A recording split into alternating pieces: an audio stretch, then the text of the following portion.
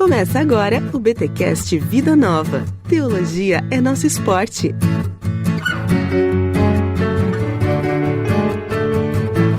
Muito bem. Começa mais um BTcast Vida Nova, o de número 10. Eu sou o Rodrigo Bibo e se não tem disciplina, não tem seguidor de Jesus.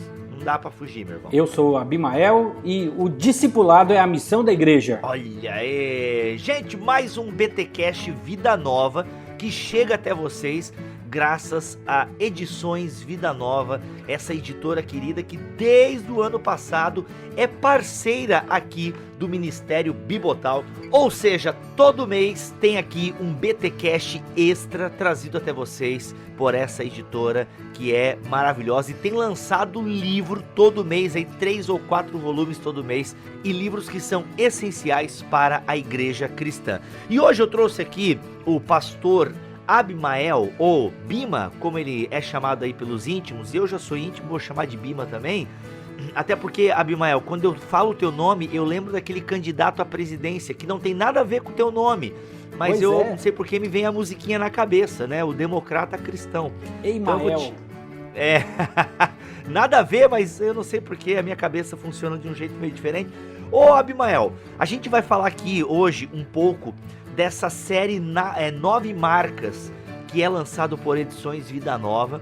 E a gente vai falar um pouquinho dessa série. E o legal é porque, assim, quando a gente olha pro Ministério 9 Marcas, Bima, a gente olha, assim, tudo muito redondo, tudo muito perfeito, né? Eu já li pelo menos uns 5 livros dessa série. E, nossa, é tudo muito bom, sabe? É tudo muito bom, parece que tudo é tão redondo, né? O Mark Dever, que lidera o ministério, junto com uma equipe aí maravilhosa. E a gente lê e parece que a gente tá lendo, poxa, isso, eu tô lendo o ideal, isso aqui é o ideal da igreja, né, meu? Isso aqui é o ideal. Mas o legal, Bima, é que tu esteve lá na igreja do Dever. Conta pra nós um pouco como é que foi ver isso na prática, isso que a gente lê aqui na série 9 Marcas. Como é que foi ver isso lá na prática? Como é que tu se sentiu assim? Ok, foi um grande privilégio, né? Nós temos aqui na Primeira Igreja Batista de Atibaia um ministério parecido que nós chamamos o Pastor Líder, e o 9 Marcas tem esse ministério lá que treina pastores ou leva pastores para observar Capitol Hill, chamado Weekender. Então agora no mês de março eu fui a convite do Vinícius, do Voltemos ao Evangelho, e passei lá 10 dias para ver como é que é a prática da Capitol Hill na liderança do Mark Dever e também, né, com as leituras, vendo as 9 marcas funcionando. Então foi de fato algo muito marcante para a minha vida, já mesmo tendo 23 anos de ministério e estando numa igreja muito boa que valoriza a igreja local, a gente vai adicionando experiências e aí vendo como é que foi esse processo, né? Desde quando o Mark Dever, ainda não pastor de Capitol Hill, manda uma carta para uma igreja que queria a indicação de um pastor. E ali naquela carta que ele até distribui para a gente, ele escreveu as 9 marcas. E a partir dessa carta, então, é que surgiu a ênfase de começar a publicar livros, e até o momento em que dentro da própria igreja teve a visão de criar uma missão chamada 9 Marks ou 9 Marcas, né? E isso de maneira assim muito estruturada, como os nossos irmãos americanos sabem fazer, né? Então um privilégio de ver a prática das 9 marcas nesses 10 dias lá em Washington. E tu sentiu assim que a coisa funciona mesmo lá, a coisa roda legal? Como é que foi esse teu feeling assim? Sim, muito interessante assim que a cultura americana é uma cultura de processos, né? Nós já latinos temos um pouco a dificuldade de trabalharmos com processos. E então você começa a ver que o Mark Dever, ele é um homem que ele é muito organizado, desde guardar cartas, né, que ele enviou para a igreja, para os presbíteros.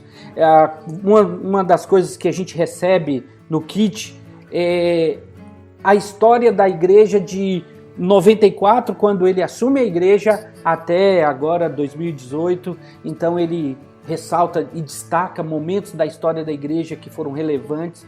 Então um homem muito organizado que colocou jovens na sua equipe, e esses jovens também assimilaram essa filosofia e fazem acontecer o ministério e também o ministério da igreja local também, né, que é muito forte. 9 Marcas, como ministério, ela pode ser vista na prática na igreja de Capitol Hill. A igreja de Capitol Hill, ela atualmente congrega quantos membros? Então, agora, quando estávamos lá um pouco antes, assim, eles enviaram cerca de, acho que 200 pessoas para fundar uma igreja, né, próxima ali. Eles fazem muito isso, eles crescem e aí vão formando igrejas ali na região de Washington, né? E hoje tem na faixa de 1.000 membros. É uma igreja assim composta de jovens, na faixa aí até 50 anos, muitos estrangeiros, pessoas que Peraí, Abimael. Pô, jovem com 50 anos, tu tá querendo se incluir aí? Eu não tô... Deixa eu captar aqui. Pois é, cara. Estamos começando a vida aí, né? Mas... Muito bom, muito bom. De fato, olhando assim, entre pessoas entre 35 e 50 anos. Então, de fato, uma igreja de pessoas que estão numa capital como Washington, que vão ali para estudar, trabalhar, o centro do poder do mundo, né? Então você tem muitas nacionalidades e muitas pessoas capazes. Isso também é uma coisa que é bastante marcante na igreja de Capitol Hill. Ou seja, são 1.000 membros na igreja local e ainda eles têm algumas congregações espalhadas pela cidade.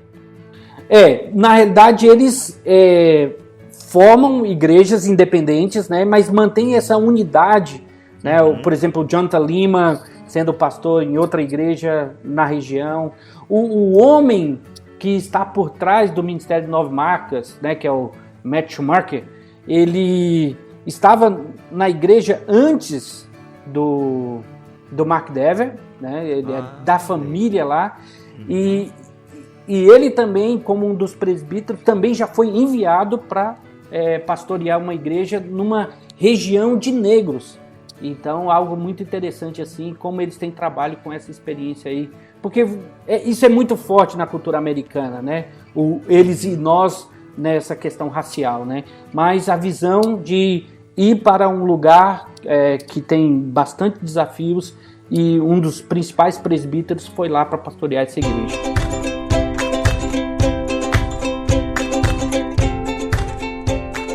Já puxando um pouco do tema, né, que você mais gosta aí dentro desse ministério.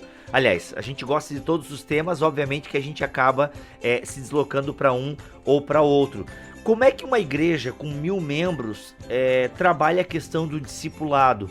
Porque a coisa que eu mais ouço poxa, cara, eu procurei uma igreja pequena porque a minha igreja era muito grande e lá o trabalho com discipulado não era muito bom. Como é que o Ministério 9 Marcas desenvolve essa questão do discipulado? Até o livro ele trata disso, na segunda parte, né, onde discipular, onde o Mark Dever ele foi colocando na visão da igreja, né, e essa igreja de 1.000 membros, quando ele assumiu os primeiros anos, ele excluiu cerca de 1/3 da igreja, pelo valor de outro, até tem na série também, sobre membresia de igreja e disciplina, né, como eles levam a sério. Então, ele foi introduzindo uma filosofia na igreja de relacionamentos intencionais, né? Então, isso é uma coisa que precisa ser resgatado. Discipulado não é uma tarefa ministerial. Discipulado é a tarefa do relacionamento intencional. Então, você começa a perceber o próprio Dever investindo em jovens, né, que ele tem uma liderança jovem também, e chamando para perto dele e marcando um café, conversas. Se você puder olhar no próprio Instagram do Mark Dever, você vai ver isso. Ele sempre está tirando foto em algum restaurante, em algum café, onde eles estão estudando a Bíblia, 3 ou 4 pessoas, e ele é o pastor titular, cheio de compromissos externos à igreja, mas ele não abre mão de investir nos presbíteros e investir em jovens, através de relacionamentos intencionais, né? Então isso é fantástico. Então não é aquela burocracia que você precisa criar uma estrutura, é você colocar no coração da membresia da igreja que enquanto você se relaciona, você está discipulando. Até o mau crente, quando ele se relaciona, ele também vai acabar discipulando para o lado errado.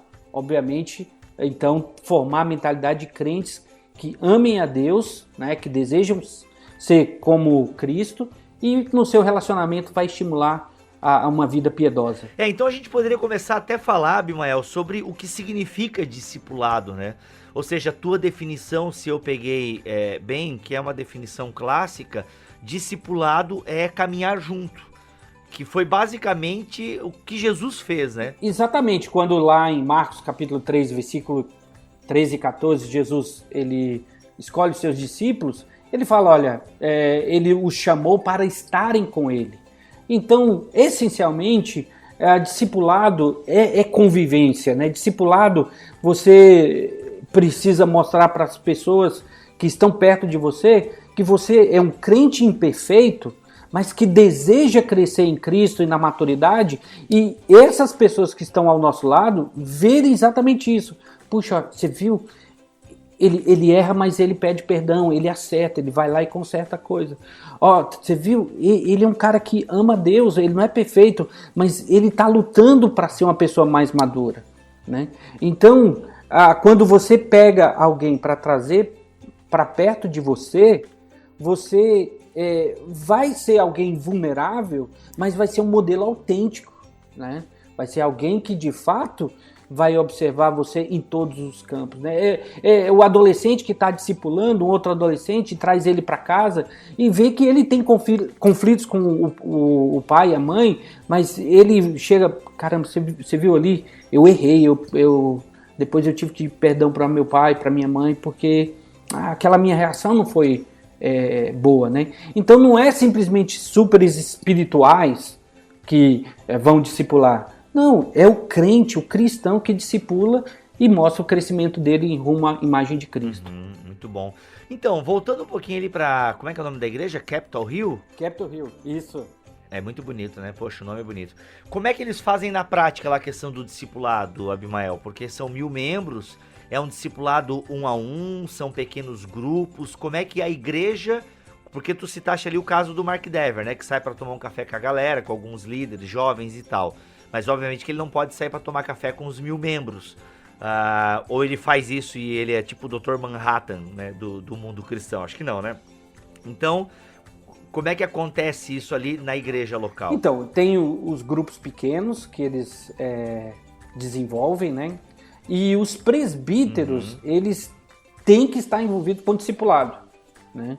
Então aí no caso, uma exigência dos presbíteros que eles de fato façam isso, estejam investindo em outras pessoas até para um dia serem substituídos por essas pessoas que eles estão treinando e formando. Então tem os grupos pequenos que seriam assim mais um discipulado grupal, mas de fato o 1 a 1 que funciona é exatamente esse a partir do modelo do Dever, dos presbíteros, dos pastores, alcançando também a membresia para que elas reproduzam aquilo que eles veem sua liderança fazendo. Atualmente no Brasil, a partir da nossa realidade, qual a maior dificuldade que nós enfrentamos nessa cultura do discipulado? Eu acredito que uma dificuldade que a gente tem muito grande parece que a gente vive um evangelho ostentação, né? Tá? As pessoas não querem muito serem conhecidas de perto, pensando nos discipuladores, né? Eu não quero me expor, eu não quero me arriscar as pessoas conhecerem do jeito que eu sou. E do outro lado, isso também acaba alcançando na vida das pessoas, né? As pessoas preferem ficar lá no anonimato, né? Não, se eu me expor, alguém me conhecer de fato, vai ver o meu coração, vai ver quem eu sou e muitas vezes querem manter a máscara, né? Então, esse é um lado. Mas, por outro lado, também a gente observa que tem muitas pessoas querendo uma referência, né? Nós vemos dias muito ruins, tanto fora da igreja quanto dentro da igreja, no quesito referência. E para ser um discipulador é necessário, como Paulo faz isso com Timóteo, né? Alguém que ande junto e seja um modelo. É isso que Paulo diz para Timóteo, né? Que as pessoas olhem para ele, não desprezem a sua juventude. E olha que Timóteo tinha na faixa dos 40 anos, né? Olhando aí a palavra no grego lá.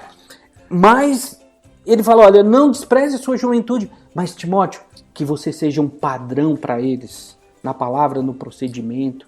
Né? Então, algo que a pessoa que quer discipular tem que lembrar disso. Eu tenho que pagar o preço de ser alguém exemplo, alguém modelo. Não perfeito, não é isso. Mas alguém que vai dizer assim, olha, pode me imitar, porque eu sou um imitador de Cristo. E parece que tem um pouco esse pudor. Quem sou eu para dizer que vem aqui, né, vem me segue, vem me imite. Não, Paulo é uma referência para a gente nesse aspecto, né? Ele, olha, eu sou um imitador de Cristo. Uhum. Na verdade, em nome do... Irmãos, você deve olhar para Jesus, nós escondemos muito de nossas falhas. É muito comum a gente usar, não, irmão, você não tem que olhar para mim, você tem que olhar para Jesus. Ok, correto, devemos olhar para o autor e consumador da nossa fé, vai dizer o autor aos Hebreus, ok? Mas Paulo também, o mesmo Paulo, né? Eu tô supondo que Paulo escreveu Hebreus. Não, eu não sou dessa escola, gente, eu acho que não foi Paulo, mas Paulo vai escrever que sede meus imitadores, né? Como eu sou de Cristo. Então o discipulado não deixa de ser também um processo de imitação. Isso faz parte da aprendizagem humana. A gente imita as pessoas. Quando crianças, imitamos as pessoas. Quando crianças espirituais, também imitamos as pessoas. Obviamente que depois a gente vai se desenvolvendo, vai crescendo e vai amadurecendo na fé. Mas a gente sempre precisa de alguém para estar ali, né? Nos ajudando, para nos discipulando. E eu vejo que no fundo, nós não queremos pagar o preço, né, que o livro está falando ali. Exatamente. E por não querer pagar o preço, a gente se esconde atrás do irmão. Não olha para mim não, irmão. Olha para Jesus. Ô, Bibo, e uma das coisas assim que eu vejo que muitos pastores, a gente vai andando aí pelo Brasil afora, através do ministério que a nossa igreja tem de exposição bíblica chamado Pregue a Palavra, e a gente vê o clamor de pastores dizendo... eu não tive um mentor. Eu, pela graça de Deus, eu estou há 23 anos aqui na primeira igreja batista de Atibaia, Deus me deu de presente um homem como o pastor Mendes, que decidiu intencionalmente investir na minha vida. Né? Então, eu tenho essa paixão pelo discipulado e por mentorear jovens, que é outro ministério que nós temos aqui, que é a Escola de Pastores Piba, porque eu tive esse privilégio de ser mentoreado. E então, meu coração queima por ver exatamente isso. Nós precisamos de mentores que se disponham a mentorear jovens que estão aí saindo para o ministério pastoral, muitas vezes também sem essa realidade de terem sido mentoreados. E vão quebrar a cara no ministério, vão fazer sofrer e vão sofrer. Por quê? Porque também faltou aquele propósito que no livro de Provérbios a gente acha, né? Que é pessoas mais maduras ensinando os mais jovens. E o que acontece também até no ponto de vista feminino, né? As mulheres mais velhas ensinando as mais novas a serem piedosas, a cuidarem das suas famílias. Então, eu acho que muito importante esse tema para o nosso país, que carece de modelos desde a presidência da República, nos poderes judiciário e legislativo, e que nas igrejas nós possamos clamar também para que exista isso, né? Que existam pessoas que se disponham a discipular outros, porque querem ser mentores de outras pessoas. Né? E um detalhe que também lá na igreja de Capitol Hill tem, que é uma disposição que o Mark Dever instituiu lá, eles têm um ministério de estagiários. Até o Jonas Madureira passou lá um tempo como um dos estagiários do Mark Dever. Então, por mais ou menos 5, 6 meses, ele escolhe 6 jovens e investe nesses jovens. E depois esses jovens saem como Greg Gilbert e outros homens aí que outros jovens que saíram para abençoar a igreja americana, que passaram por essa influência do Mark Dever, né? Então é algo fantástico assim da gente ver acontecendo na igreja do século XXI. A gente vê essa questão, né, da imitação, do pastoreio, da mentoria. Não à toa a gente fala muito da solidão pastoral. Isso não é uma exclusividade do pastorado brasileiro, né? A gente vê que muitos pastores espalhados pelo mundo, inclusive, tiram suas próprias vidas por uma série de motivos, obviamente, mas um dos motivos é a solidão, o caminhar sozinho. E aí a gente vê, poxa, o cara é pastor e ele não é discipulado por ninguém, como se o título, né, de pastor, essa sigla PR que antecede o nome dele, desse a ele um superpoder de poder caminhar sozinho. E a gente vê muito isso, né? A solidão pastoral. Então a gente percebe que essa cultura, né, da imitação, do caminhar junto, do aprender com, ela realmente é uma deficiência. Aqui no Brasil a gente enxerga, mas não é um problema nosso exclusivamente, né? Nosso só, né? Sim, nós precisamos, né, da prestação de contas. Né? Mesmo o pastor titular, mesmo aquele cara que, né, ele é o que manda como pastor presidente, ele precisa de uma referência onde ele pode abrir o coração dele e falar, olha, puxa, eu luto com os meus pensamentos. Olha, tá difícil, ou eu estou enfrentando uma situação agora de estresse, ou olha, tá se levantando alguém lá na minha igreja, um grupo, ora por mim. Mas a gente vive num mundo que parece que demonstrar fraqueza já desqualifica alguém, né? Então, sim. E aí por isso acontece o que tem acontecido aí nos últimos anos, que a gente tem visto pastores se suicidando. Né? Ele não tem alguém que ele vai chegar lá e abrir meu coração, ora por mim. Ou até mesmo, ele está num processo de dificuldade na família dele, ou está crescendo no coração dele uma cobiça, e ele contar para alguém, falar, olha, ora por mim e me cobre porque eu estou indo nesse caminho. E de novo, aí eu quero até ressaltar a questão do meu próprio mentor, o pastor Mendes. Alguém que sempre me levou a isso, né? Olha, toma cuidado, eu luto com os meus pensamentos, então eu tenho que estar sempre ali com Deus, firme. Olha, eu sou alguém imperfeito, né? Tenho as minhas dificuldades, e ao fazer isso com a gente, e fazendo até, contando, né, nas suas pregações, faz com que também a gente tenha liberdade com ele e falar, olha, eu preciso de ajuda, me dá a sua experiência aqui sobre criação de filhos, né? Então, nós não sabemos tudo, mas a vida e a palavra vão nos dando experiência e juntando, né, a prioridade da palavra, obviamente, com as experiências da vida, vão nos capacitando a também influenciar outras pessoas.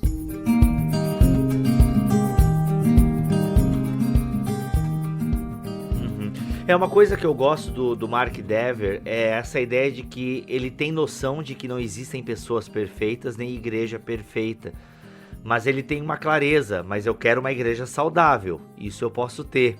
Exatamente. Isso eu acho muito bacana, porque muitas vezes a gente fica, não, porque a igreja mesmo é hospital de doente, porque a igreja é um lugar de pessoas imperfeitas.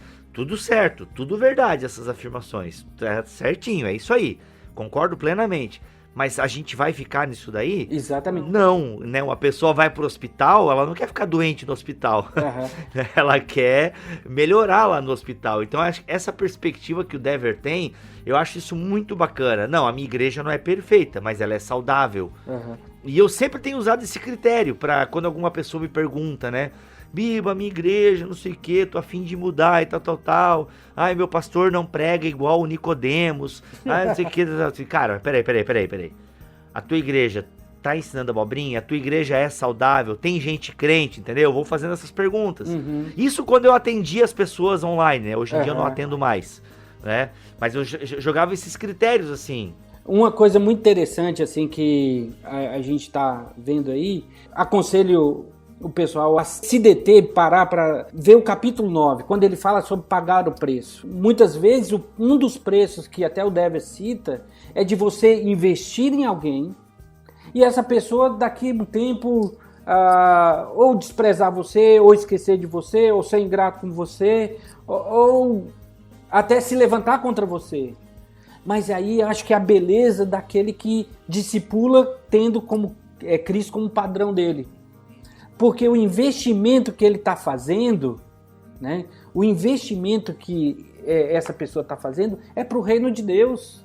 E talvez um pastor vai investir num jovem, vai tirar a pedra ali, vai fazer o serviço mais difícil, e aí ele vai ser bastante útil, vai brilhar, vai abençoar em outro ministério, em outra igreja, e aquele pastor pode ter alegria. Não, puxa, Deus me usou numa faixa da vida daquela pessoa, né? Então não fazer pensando no resultado que eu vou receber, nos benefícios, mas no privilégio de você se reproduzir na vida de alguém, que é a marca do discipulado. Sim, e até a ideia de que nós não estamos fazendo discípulos para nós, né? Algumas comunidades têm o hábito de chamar, por exemplo, assim, ele é o meu discípulo, né? Algumas comunidades têm esse hábito.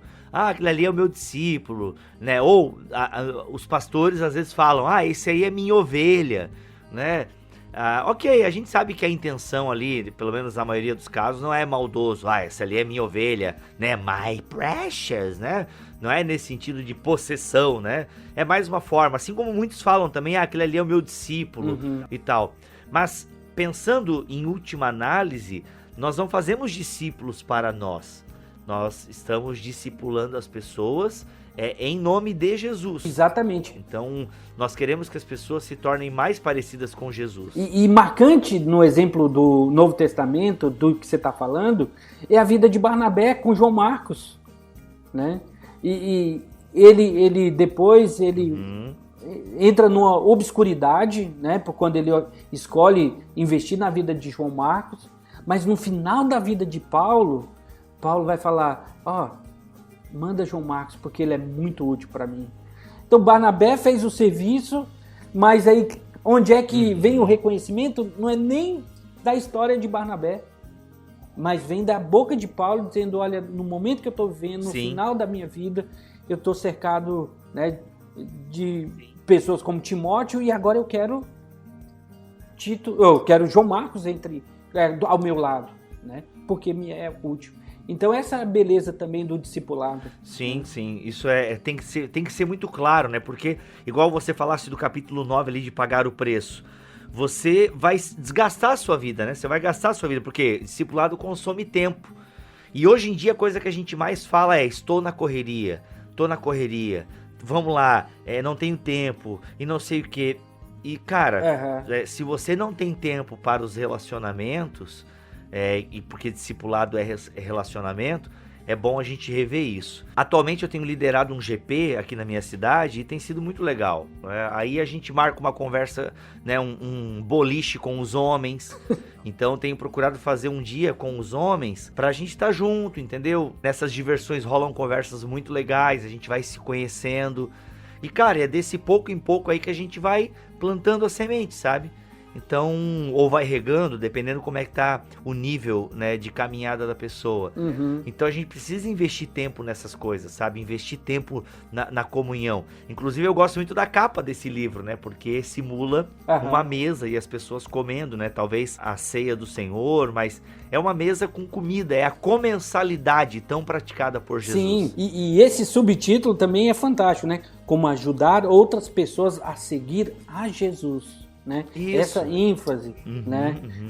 Isso. Se as pessoas me seguirem por mim mesmo, vão cair no precipício. Vão. Eu não tenho nada de mim mesmo a oferecer, mas se eu posso imitar a Cristo, estou comprometido com isso, eu posso dizer, olha, me segue porque eu estou tentando pisar aqui as pegadas do mestre. E essa é a ênfase da minha vida. E aí, nesse sentido, cabe, né, o olhar para Jesus. Porque assim, você uma hora vai caminhar, chega uma hora que tem que se separar, né? Então, ó, você não está mais olhando para mim, mas lembra, eu sempre quis fazer com que você olhasse para Jesus, né? O meu bom exemplo, né? Tanto quando eu erro, quando eu acerto, é para que a gente sempre estivesse olhando para Jesus, né? E isso então, assim, a gente percebe que o caminho do discipulado na igreja local, ele acontece primeiro com a convicção que cada membro tem de que é um seguidor de Jesus e também um pescador de almas. Exato. Se não tiver essa consciência, complica o negócio. Exatamente, até porque quando Jesus também se aproxima dos seus discípulos, o desafio que ele faz é, vinde a mim e eu farei de vocês pescadores de homens, né? Então, o discipulado também tem essa esfera evangelística, que você vai pegar alguém, talvez lá no seu trabalho, lá na sua escola, e você vai evidenciar o que Cristo fez na sua vida e vai trazer aquela pessoa para perto, para que ela conheça que a vida de Cristo é possível na vida de um ser humano. Porque Cristo está fazendo isso na vida daquela pessoa, né? Então isso é fantástico. Como também parte do evangelismo também é o discipulado. Eu sei que nós estamos aproximando aí para o final, mas eu só queria falar uma coisa. O livro é fantástico, um livro que realmente, assim, eu vi a prática do Mark Dever, mas o capítulo 10 e a conclusão do Jonathan Leeman valem o livro. Esse capítulo 10, se o pastor ele tem o desejo de desenvolver líderes na sua comunidade, ele precisa olhar para esses passos aqui que o Dever cita e que ele faz na sua igreja para escolher os seus presbíteros, para escolher aqueles jovens que ficam ao lado dele. É algo assim que dá um norte muito importante. Então, nós pastores gostamos muito de modelos de igreja, né? E lá no próprio Weekend eles falam, gente, nós não estamos aqui vendendo um modelo de igreja. O que nós estamos falando aqui é o que a Bíblia diz. E tudo que for cultural da nossa igreja, você joga fora, porque não vai aplicar na sua igreja. Mas tudo aquilo que a Bíblia fala vai ser sempre aplicável. Então esse capítulo aqui, para você descobrir, formar, né, investir em líderes, é algo que poderia e deveria ser algo bem prático nas nossas igrejas, né? Todo o processo de delegar, de confiar na pessoa, de dar o feedback, né, de procurar pessoas que sejam realmente ali desejosas de viver as qualificações bíblicas de 1 Timóteo 3 e Tito, é algo que realmente assim vai fazer uma geração na nossa igreja de líderes capazes e biblicamente comprometidos para que formem outra geração tão comprometida quanto aqueles vão desenvolver. Então, sugiro o livro, acho que esse livro deve ser um daqueles, né, das 9 marcas lá que podem ser usados para grupos pequenos, para escola dominical. Esse aqui, para estruturar um ministério de discipulado, é fantástico. Olha aí. Tá aí, gente. Discipulado, como ajudar outras pessoas a seguir Jesus, de Mark Dever. O livro... E, gente, ele é aquele formato pequeno, tá? Tipo 14 por 18, se não me falha a memória. E ele, então, 110 páginas. Dá pra você ler, ok? Você que diz que é pastor muito ocupado, não tem tempo de ler direito. Esse aqui não tem desculpa, porque é um livro pequeno, tá? Então, nós temos aí a primeira parte. O que significa discipular? Aí são 4 capítulos: a inevitabilidade da influência, voltado para o próximo, a obra de fazer discípulos e fazer discípulos, as objeções, né, que se tem quanto a essa questão. As desculpinhas, né? As desculpinhas, isso mesmo. A segunda parte, onde discipular, tem 2 capítulos, que é a igreja local, pastores e membros. E a terceira parte, como discipular. Aí o capítulo 7, escolha alguém. 8, tenha objetivos claros. 9, pague o preço. 10, desenvolva líderes. E a conclusão fenomenal de Jonathan Leeman. E ainda tem um apêndice e tal. Gente, olha só, fica aí. Essa série 9 marcas, lançado por Edições Vida Nova, conta ainda com um volume sobre o Evangelho, como a igreja reflete a beleza de Cristo. Um sobre a sã doutrina, como uma igreja cresce no amor e na santidade de Deus. Outro, disciplina na igreja, inclusive tem um BTcast aqui com o Jonas Madureira sobre disciplina na igreja, muito legal, tá? Como a igreja protege o nome de Jesus. Outro, pregação expositiva, proclamando a palavra de Deus hoje. Evangelização, como criar uma cultura contagiante de evangelismo na igreja local. Missões, quando a igreja local se torna global. E o outro, conversão, como Deus cria um povo. E tem mais um aqui, membresia na igreja, como o mundo sabe quem representa Jesus. Bem, eu tenho esses, acho que eu tenho todos, né?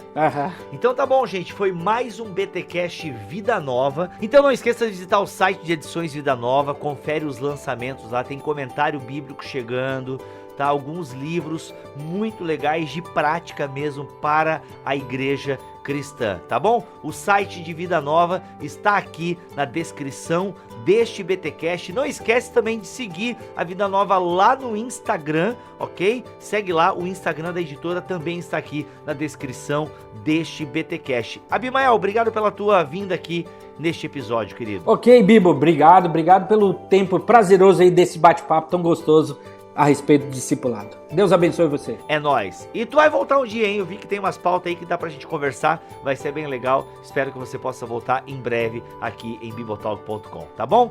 Gente, ô pastor, despede-nos com uma benção aí, por gentileza. Ok, vamos orar. Pai querido, queremos pedir ao Senhor que o Senhor nos ajude a cada dia ter o desejo de investir a nossa vida em outras pessoas, marcar através daquilo que o Senhor fez na nossa vida, está fazendo, outras pessoas.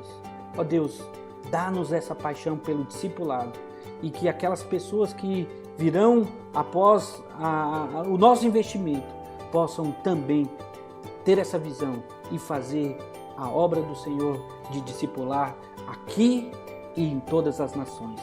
Obrigado por esse ministério fantástico, abençoe o Bibo. Essa é a nossa oração em nome de Jesus. Amém. Amém.